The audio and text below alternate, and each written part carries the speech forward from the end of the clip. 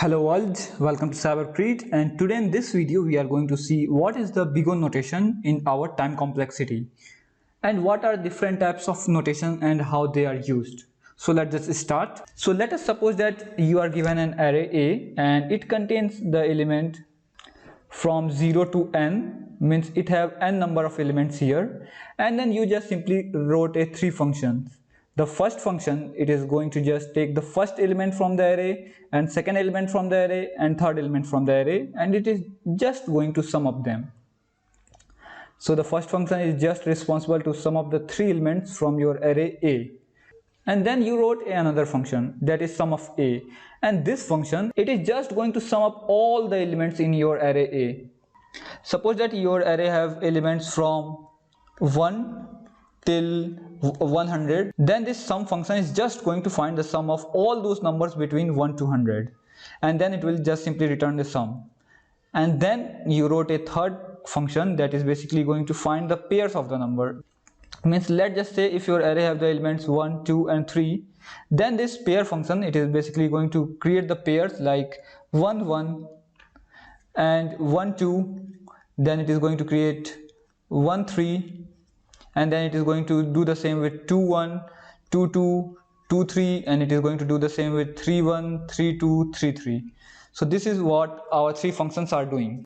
And all this function will take some amount of time when they are in execution phase. So let us just try to run all of these functions and let us just see how much time all these functions are taking. So here I imported time, which is basically going to tell me how much time our program is going to take when it is in our execution phase. And then I just generated a number from 1 to 9 million. And then I wrote this simple function, that is our sum function, which is basically going to sum up all those elements from this range from 1 to 9 million, and then it is just going to return the sum. But here we are just calculating the total time that is taken to perform this action. So here you can see that the total time that is taken is 0.23 milliseconds, so that is great. But when we come here to this phase where we are talking about just adding three numbers from our array list, we took our first element, we took our third element, and we took our fourth element, as indexing starts from 0, and we are just going to sum them up. So it is basically taking 0.0 second, means this function is just running instantaneously. And then there comes our third function, which is our pair function that we discussed. And here in our pair function, we can see that we have our first loop, we have our second loop, and then we are just performing some types of operations here. And here you can see, let me just clear it out, and here you are seeing that the time complexity of this function is too much. It is taking around more than 15,000 seconds to just run this simple function.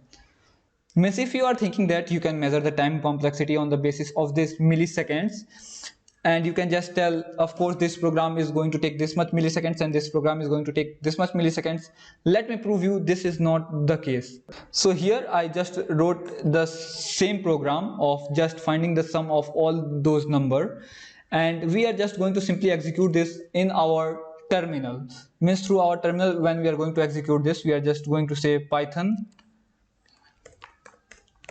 3, and we are going to say check.py. And when we are going to execute it, you can see that the time taken to execute this is just 0.062 second here. And when we are going to run those same code here, it just took 0.23 seconds. So from this example, you can clearly see that we cannot measure the time complexity on the basis of the number of time that the program is going to take. As if you are running programs in the system that is too fast, it is going to take less amount of time. Like we see here, if we are using the GUI version of the Python, it is taking more time, whereas when we are using the command line version of the Python, it is taking less time. So we cannot use time to compare which program is better than one another. So we cannot basically analyze the time complexity on the basis of the time that our program is basically going to take. So we have to come up with some kind of mathematical model. So let me show you here. So here in our code, as we see that we have total n elements in our array, and this function f1, it is basically going to take just the first element, it is just going to take the second element, it is basically going to take the third element. Means every time this program is going to run, it is basically just doing it in 3 steps. And our next program, which is sum of a, and then in our next function sum, which is basically going to sum up all those elements in our array till our given number n. It is basically going to perform total n number of steps, where n basically stands for total number of items in our list. So it is basically going to perform this task in the n number of iterations. No matter what the size of an array, if our size of array is 3, it is basically going to take 3 steps. If our size of array is, let's say, 100, it is basically going to take 100 seconds. It is totally dependent on our size of array. So we are basically saying here that, it will run for n iterations. And when we are going to see this function of the pair, for our every element n, our program is basically going to run for n times. So for this, it is basically going to run n times. For 2, it is basically going to run n times. For 3, it is basically going to run n times. So here, the total number of steps that our program is going to take is n square. And we are basically going to, okay, let me just quickly rub this. So here we are basically trying to measure the total number of steps that our program is going to take in the worst case. So this is basically represented by the mathematical symbol big O, and we are basically saying that this program is going to run in big O of n times, and this program is basically going to run in big O of n square time, because this program is going to take total n number of steps and this program is going to take n square number of steps. So same here, we can also say that this program is basically going to take big O of 3, because here our program is not dependent at all on the size of our array. If our size of array is 1 million, 1 trillion, it is basically going to be 3 always. So this is 3. This 3 is basically our constant. So whenever we are trying to measure the time complexity of any algorithm, we basically just remove the constant and just replace it by 1. So here, instead of saying it as big O of 3, we are basically going to tell that this program is just going to take constant time. And let me write here, and we are basically going to write constant as big O of 1. Means no matter what the size of our array is, this is basically going to remain constant. So here in our sum function, it is always going to be dependent on the size of our array. If the size of our array is 3, it is going to run 3 times. If our array size is 1 million, it is basically going to run 1 million times. So if the size of our array is n, it is basically going to run n number of times. So we are basically telling that the time complexity of this function is big O of n. And here the function of the pair, it is basically going to run for every single number in our array. As you can see that it is basically going to run for n number of times. So in this case, our program time complexity is going to be n square. So till now we have understand that how the time complexity is basically measured, and what is the reason behind that we are not measuring the time complexity on the basis of just milliseconds. Because as per the system changes, you can see the vast change in the total number of time taken by the program to execute, both in the same system or in the different system. But let me introduce you to some different topic in the time complexity, and that is, if we are simply writing a function f4, which is basically the combination of all these functions. So here the time complexity of our function f4, it is basically going to be this big O of 1. So we are basically going to write big O of 1 plus this big O of n. So we are simply going to add these, and big O of n square. So here you can see that the time complexity of our function f4 is going to be big O of 1 plus big O of n plus big O of n square. But the number n square, you can see that n square is much greater than this n, and this n is basically much greater than this 1. So in the time complexity, we basically remove the number that have the less impact, and we just take the number that have the highest impact. So in this case, we can see that the n square is so great that n and 1 is too small in front of n square. For instance, let me just write 100, and let me write 100 square.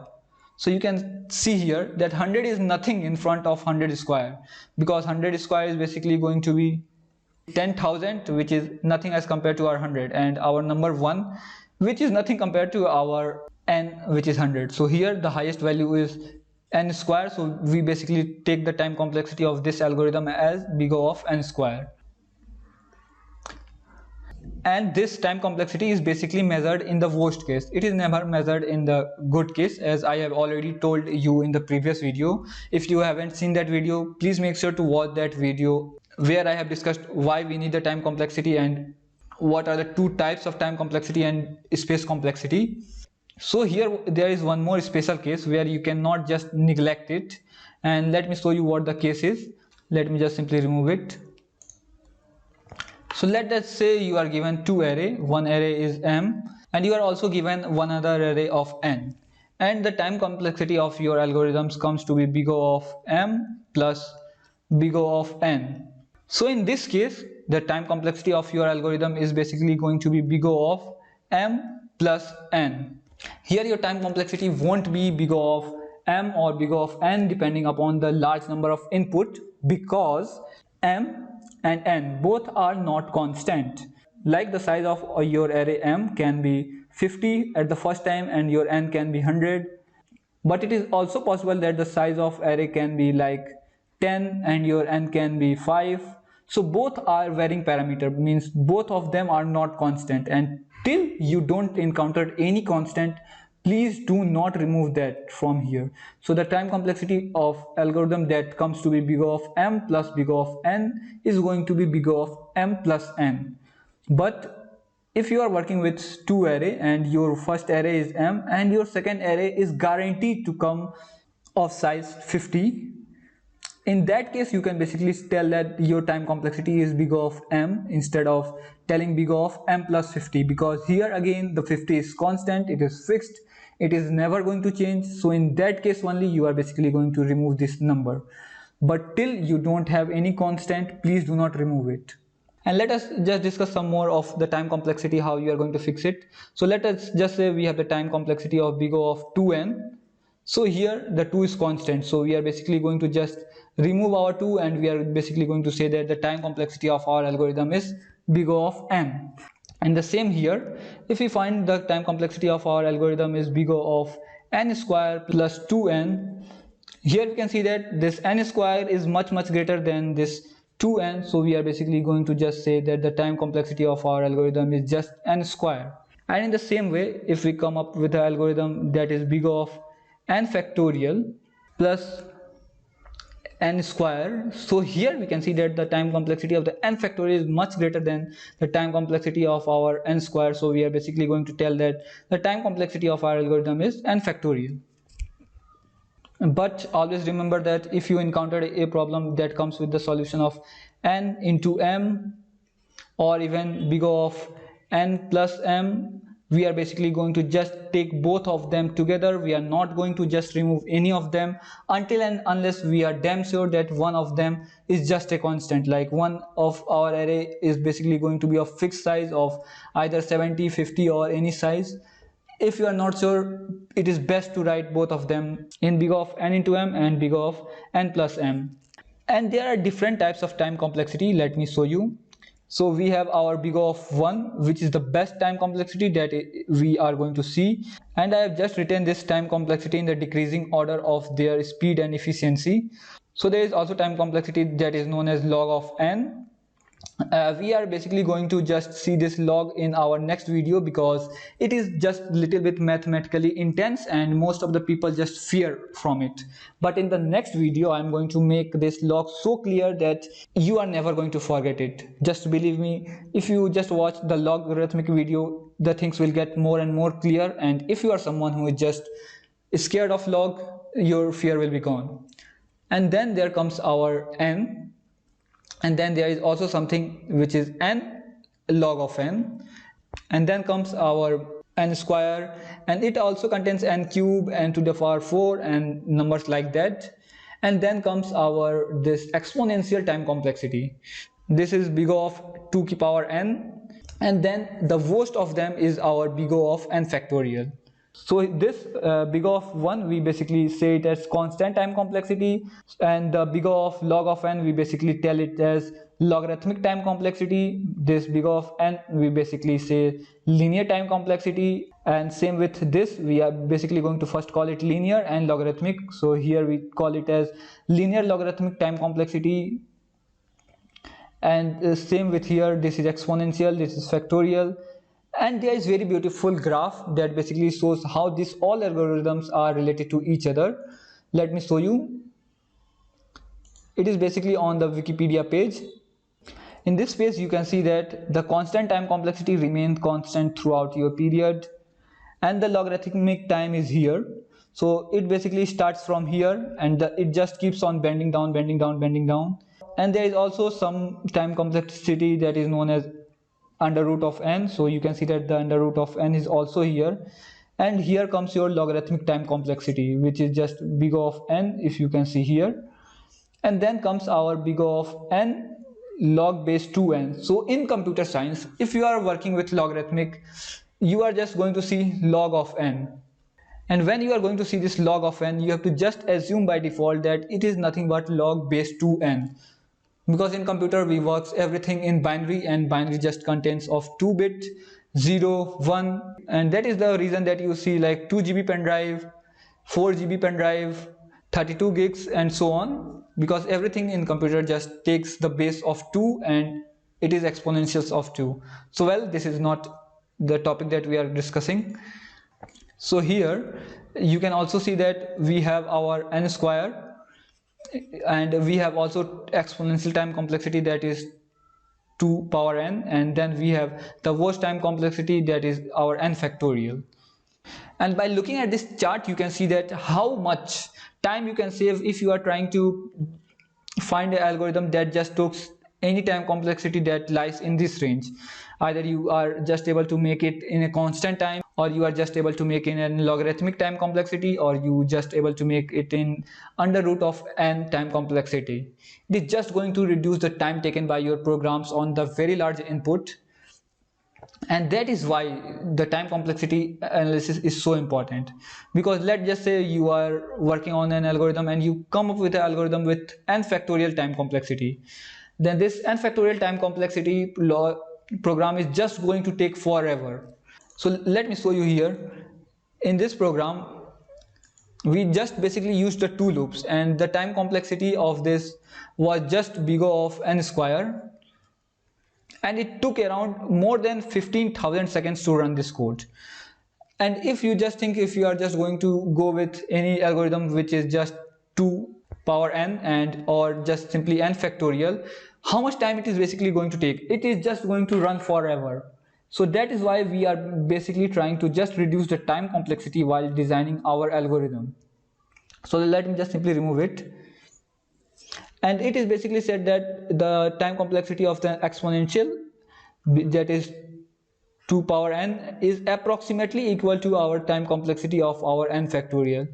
It is not completely equal, but coming up with a solution of 2 power n and n factorial, it is just counted as a bad time complexity. So we are always trying to find the best time complexity that is possible. So that is it for this video, and I hope that you basically understand how the time complexity work. And understanding and finding out the time complexity of the algorithm is too important that I cannot emphasize any further. Because in an interview, if you are just giving up the solution of your code, your interviewer will ask you, can you improve your solution much better? And he will also ask you to find the time complexity. And just by finding the time complexity only, you can be able to just improve your logic. So just try to practice more and more problems to just find this time complexity of your algorithm. And in the next video, we are going to discuss this logarithmic time complexity. And so this logarithmic term just get inside your head, because most of the people are just too scared of it. But we are basically going to just make it super duper clear so that every one of you can understand it. If you have any doubt, you are full free to ask me in the comment section below, or you can just ask me on my Telegram group, or you can just ask me on my Discord channel. You can ask me anywhere. We are free to help. So thanks for watching.